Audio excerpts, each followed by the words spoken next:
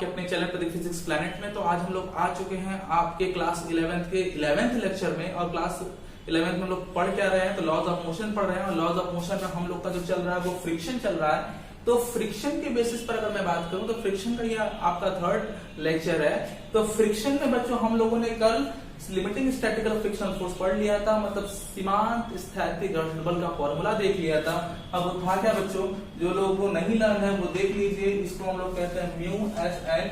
और मैंने बता रखा था कि म्यू एस क्या है, स्थैतिक घर्षण गुणांक, जो कि किस पर डिपेंड करता है, नेचर पर। इसकी वैल्यू जो है 1 के इर्द गिर्द होती है, मतलब 1 से कम होगी।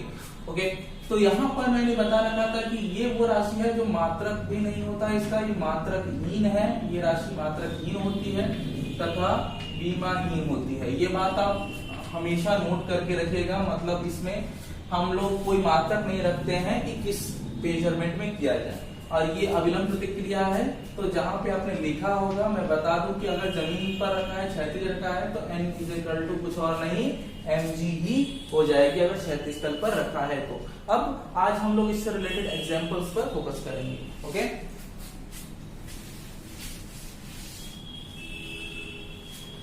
एग्जांपल ये है कि आपके पास है कोई एक ब्लॉक। मैं एग्जांपल के तौर पे आपको एक डायग्राम दिखाना चाहता हूं और क्वेश्चन आप इस डायग्राम से समझेंगे। ओके, तो मेरे पास एक ब्लॉक है जिसका वेट है, मतलब मास है 5 kg और हॉरिजॉन्टल सरफेस पर रखा गया है।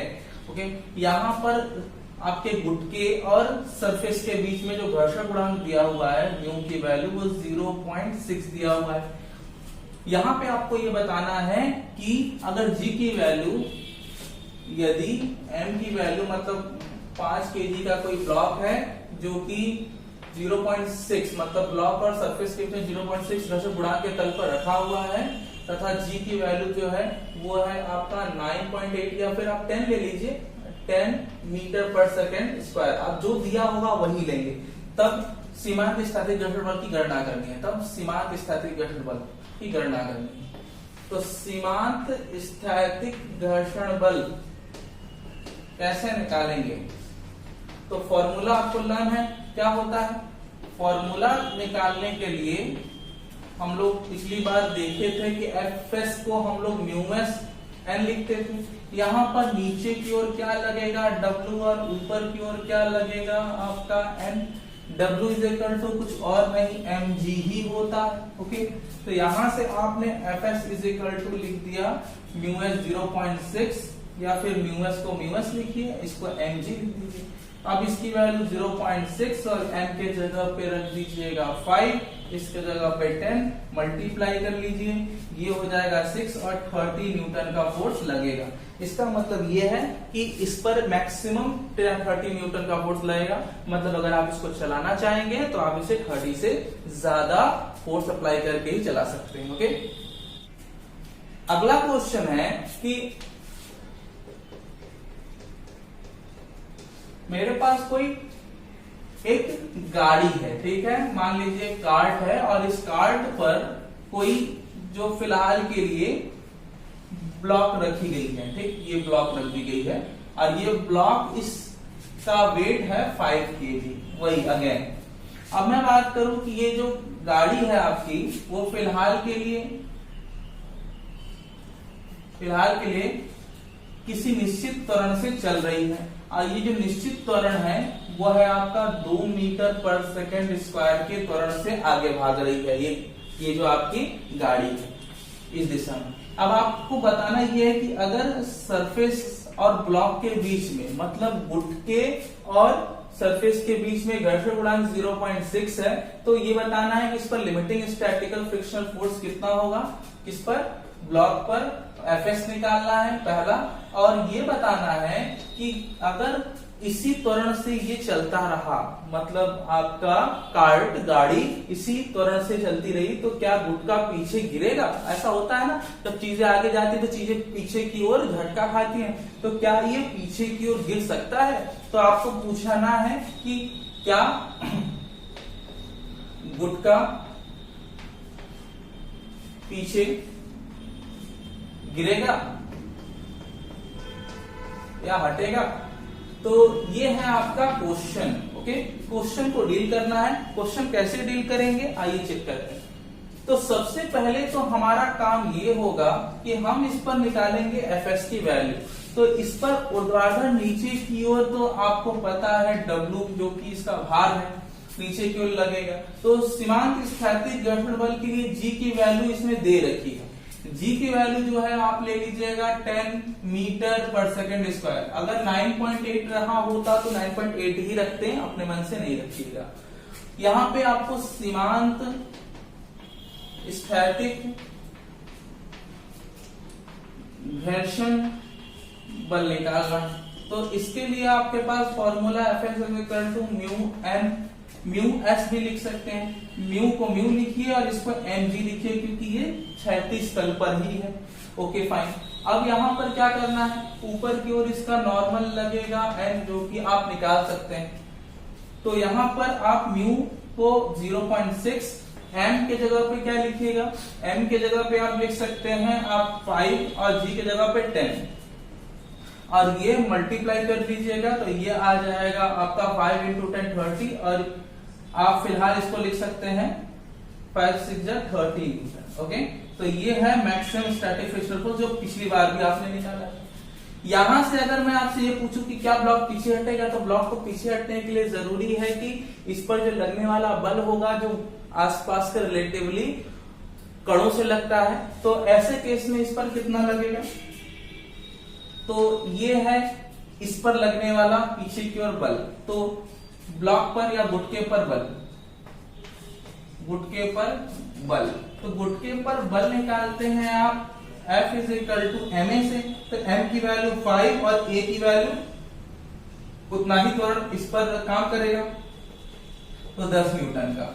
एक बात का ध्यान रखिए कि गुटके पर जो बल लग रहा है वो लग रहा है 10 न्यूटन का इस गुटके पर इस गाड़ी के चलने की वजह से, और यहाँ पर स्टैटिक फ्रिक्शनल फोर्स है 30। तो क्या ये जाएगा, बिल्कुल नहीं जाएगा क्योंकि मैक्सिमम फोर्स 30 है। जैसे ही इस पर यह बल लगेगा तो इस पर भी आगे की ओर एक फ्रिक्शनल फोर्स लगेगा और वो 30 नहीं होगा 10 न्यूटन का होगा, जिससे ये स्थायी बना रहेगा। तो आप कहेंगे यह स्थायी रहेगा, यह स्थायी रहेगा। क्यों रहेगा स्थायी, क्योंकि आपका स्टैटिकल फ्रिक्शनल फोर्स मतलब स्थैतिक घर्षण गुणांक, स्थैतिक घर्षण बल जो है वो 30 न्यूटन है, जो कि बाह्य बल से ज्यादा है और वस्तु आगे या पीछे नहीं बढ़ेगी। कब बढ़ सकती थी, जब आपका बाह्य बल 30 न्यूटन से ज्यादा होगा। बात समझ आ गई। ओके,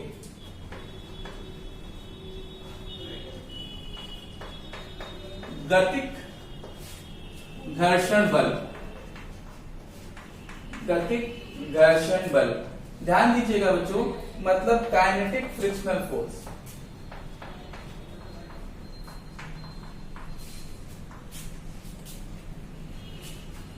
काइनेटिक फ्रिक्शनल फोर्स क्या होता है, सिंपल सी बात है।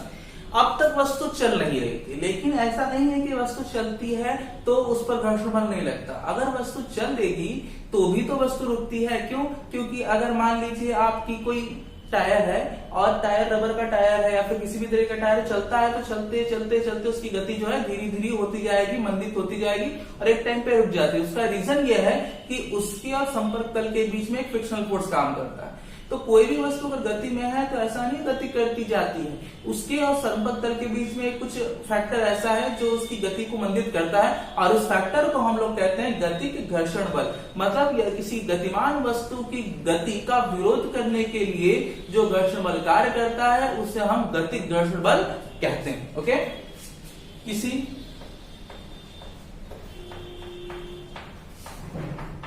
गतिमान वस्तु के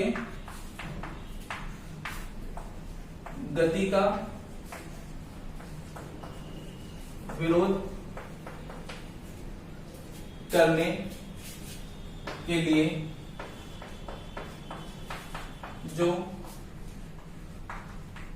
घर्षण बल कार्य करता है इसे गतिक घर्षण बल कहते हैं। गतिक घर्षण बल कहते हैं। इसे Fk से प्रदर्शित करते हैं। ध्यान दीजिएगा कि ये तभी काम करेगा जब वस्तु गति में होगी, मतलब वस्तु यहां पर है और यदि वस्तु मोशन में है और इस पर आपने क्या लगा दिया, फोर्स लगाया हुआ है, मोशन में है, तो ऐसे केस में ये मोशन में बल की वजह से भी हो सकता है, विदाउट बल जैसे भी मोशन में होना चाहिए। तो मोशन में है तो यहाँ सरफेस पर पीछे की ओर जो इस समय फोर्स ऑफ फ्रिक्शन काम करेगा वो Fk होगा, ऊपर की ओर अभी भी अविलंब प्रतिक्रिया कार्य करती रहेगी और नीचे की ओर आपका जो है वो W इसका भार काम करता रहेगा। तो गति की अवस्था में वस्तु पर घर्षण बल जो काम कर रहा है वो है Fk। यहाँ पे गतिक घर्षण बल के लिए गतिक घर्षण बल के लिए फॉर्मूला वही रहता है बच्चों, फॉर्मूला चेंज नहीं होगा, वो भी नॉर्मल पे ही डिपेंड करता है। Fs इज इक्वल टू, यहाँ पे म्यूएस होता था, यहाँ पे Fk is equal to mu k n हो जाएगा।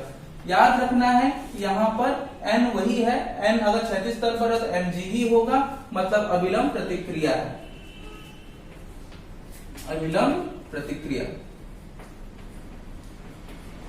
चाहिए जहां पर भी हो। और ये म्यू के आपका कहलाता है तथा म्यू के कहलाएगा गतिक घर्षण गुणांक। एक बात ध्यान में रखने वाली ये है कि अगर कोई वस्तु चलती है, ठीक है, अगर कोई वस्तु चलती है तो उस पर गतिक घर्षण लगता है, लेकिन गतिक घर्षण बल का मान जब भी होता है स्थैतिक घर्षण बल से कम होता है। इसका मतलब यह है कि अगर कोई वस्तु विराम में थी और 30 न्यूटन का विरोध बल मैक्सिमम लगा सकती थी और जब आपने उसको गति में ले आने की कोशिश करी, जब वो गति में आ गई तब वो 30 न्यूटन का बल नहीं लगेगा, मतलब कि इस बार गतिक घर्षण बल कुछ कम होता है। याद रखिएगा इस बात को कि गतिक घर्षण बल जब भी होगा स्थैतिक घर्षण बल से कम होता है, उससे बराबर नहीं होता है। ये वस्तु की गति की वजह से होता है। अब आपके जहन में बात आती होगी कि ऐसा आप क्यों बोल रहे हैं, ऐसा आपको कैसे पता? तो मैं बता दूं कि अगर किसी वस्तु को चलाना ज्यादा मुश्किल होता है उसके बगैर, जिसके बगैर अगर मैं बात करूं कि अगर वस्तु पहले से चल रही होती है तो उसको चलाते रहना ज्यादा आसान होगा। कैसे? अगर आप किसी वस्तु को 31 न्यूटन से ढकेलते हो तो चलता है, क्योंकि 30 न्यूटन तक का मैक्सिमम फोर्स है, लेकिन अगर एक बार वस्तु चल दी तो भी आप उसको हल्के फोर्स से भी आगे लेके जाने की कोशिश करोगे तो वो जाएगी। जैसे अगर कोई ट्रक रास्ते में रुक गई है और आप उसको ढकेलना चाहते हैं तो उसके लिए 4 लोगों की जरूरत पड़ेगी। 4 लोगों में से अगर एक छोड़ के चला भी जाता है तो भी अगर वस्तु चलती है, मतलब ट्रक चल दी, तो एक चले भी जाए ना तो भी 3 लोग उसको गति में रख सकते हैं। इसका मतलब है कि इस बार विरोध कम हुआ है। इसका मतलब यही है कि गतिक घर्षण बल जो है वो जब भी होगा कम होगा स्थैतिक घर्षण बल से। ओके, यहाँ पे स्टार बना के लिखेंगे गतिक घर्षण बल सदैव स्थैतिक घर्षण बल से कम होता है।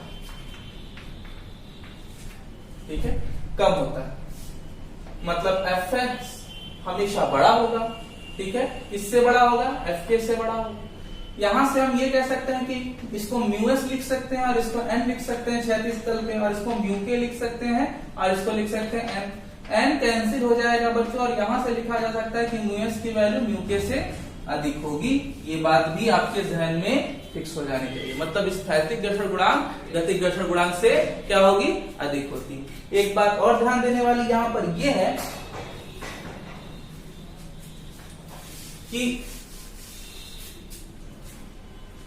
आपका स्थैतिक घर्षण बल अपने हिसाब से मेंटेन कर सकता है अपने आप को। 1 न्यूटन लगाया, 1 लगाएगा, 2 न्यूटन लगाया, 2, मैक्सिमम 30 न्यूटन तक लगा सकता है, तो वो अपने आप को एडजस्ट करता है। लेकिन गतिक घर्षण बल वो राशि है जो अपने आप को एडजस्ट नहीं करती। अगर स्पीड बढ़ाएंगे तो घर्षण कम होता जाएगा, आपकी जो इंस्ट्रूमेंट है, गाड़ी है, व्हीकल है, वो और तेज होती जाएगी, और गतिक घर्षण बल का मान जो है वो नियत रहता है। तो यहाँ पे याद रखिएगा गतिक घर्षण बल गतिज घर्षण बल नियत रहती है, जबकि स्थैतिक घर्षण बल स्वतः समायोजी बल है, समायोजी बल है।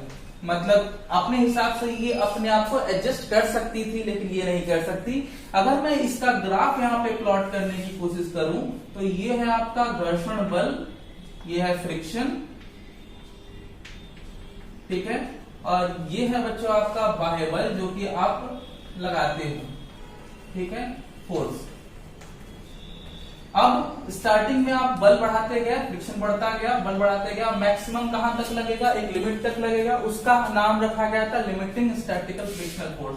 बल और फ्रिक्शन बराबर आपके प्रोपोर्शनल थे। इसके बाद बढ़ने के बाद फिर जब वस्तु गति में आने वाली होती है, यहां पे जब ये मैक्सिमम स्टेज पे पहुंचती है तो उस समय इसको हम लोग कहते हैं बच्चों एफएस। इसको कहते हैं स्टैटिकल फ्रिक्शनल फोर्स, जो कि सीमांत स्थैतिक घर्षण बल कहलाता है। और फिर जैसे ही वस्तु गति में आ गई तो घर्षण बल कुछ कम हो जाता है और फिर ये आगे चल करके क्या हो जाता है, नियत हो जाता है, और इसे आप कहते हैं गतिज घर्षण बल। तो गतिज घर्षण बल देखिए स्टैटिक घर्षण बल से कम है और ये है क्या, नियत है। बल बढ़ रहा है लेकिन घर्षण बल नहीं बढ़ रहा। तो ये जो आप फैक्टर देख रहे हैं, ये घर्षण बल और बल के बीच में ग्राफ को रिप्रेजेंट करता है। ध्यान से समझ लीजिए कि आपका जो बल है वो दो पार्ट में है, ये है आपका स्थैतिक और ये है आपका गतिज घर्षण बल। ये ग्राफ बहुत इंपॉर्टेंट है, इस ग्राफ को अच्छे से लेकर के दिमाग में फिक्स कर लीजिएगा और आगे के लिए रेडी रहिएगा। अगली क्लास में हम लोग बात करेंगे गतिज घर्षण बल के कुछ एग्जाम्पल, दोनों जो रिलेट करते हैं एक दूसरे से। तब तक के लिए अपना ख्याल रखिए।